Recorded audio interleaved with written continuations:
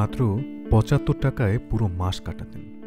স্বপ্ন একটাই, ভালোভাবে পড়ালেখা করে বড় কিছু হওয়া এবং নিজের পরিবারকে সাপোর্ট করা।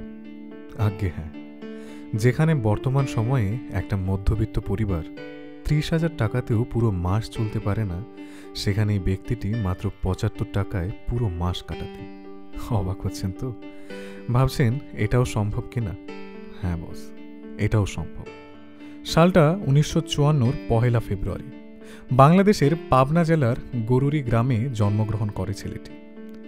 বাবা ছিলেন মাঠে চাষ করা একজন সর্বসাধারণ কৃষক, যার কারণে পরিবার চালিয়ে ছেলেমেয়ের পড়ালেখা করানো সম্ভব ছিল না তার কাছে। কিন্তু ছেলের মেধায় মুগ্ধ ছিল পুরো গ্রামবাসী। শুধু তাই নয়, স্কুল, কলেজ, বিশ্ববিদ্যালয়ের সমস্ত শিক্ষকদেরও অনেক স্নেহের ছিলেন। প্রাইমারি থেকে বিশ্ববিদ্যালয় পর্যন্ত নিজের মেধার জোরেই স্কলারশিপ পেয়ে সম্পন্ন করেছিলেন শিক্ষাজীবন। ১৯৮০ সালে বাংলাদেশের দ্বিতীয় সর্ববৃহৎ কৃষি বিশ্ববিদ্যালয় থেকে ডক্টর অফ ভেটেরিনারি বা ডিভিএম ডিগ্রি লাভ করে গোটা একটা সমাজকে বুঝিয়ে দিলেন লক্ষ্য পূর্ণের উদ্যম মনোবলের কাছে আর্থিক সংকীর্ণতা কেবল একটি অজুহাত। এতক্ষণে আপনারা হয়তো ভাবছেন আমরা কাহার কথা বলছি। নারায়ণ চন্দ্র সাহা ওরূপে নন্দকৃষ্ণ দাস, যাকে পুরো বিশ্ব চেনে না, কিন্তু কিছু মানুষের কাছে তিনি মানবরূপী ভগবানের সমান, যিনি কেবল কর্মজীবনেই একজন সফল ব্যক্তি নন, বরং আধ্যাত্মিক জীবনেও বৈষ্ণব সমাজের কাছে এক আদর্শ প্রতীক। ১৯৮৯ সালে শ্রীল জয়পতাকা স্বামী গুরু মহারাজের কাছে বৈষ্ণব দীক্ষায় দীক্ষিত হয়ে এক আদর্শ গৃহস্থ জীবন অনুসরণ করছেন।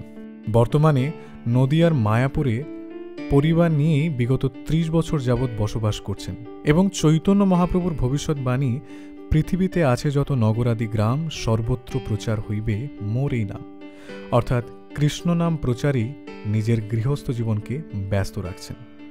গুরুর ইচ্ছায় খুব শীঘ্রই বানপ্রস্থ আশ্রম অনুসরণ করে সন্ন্যাস হতে চলেছেন নন্দকৃষ্ণ প্রভু।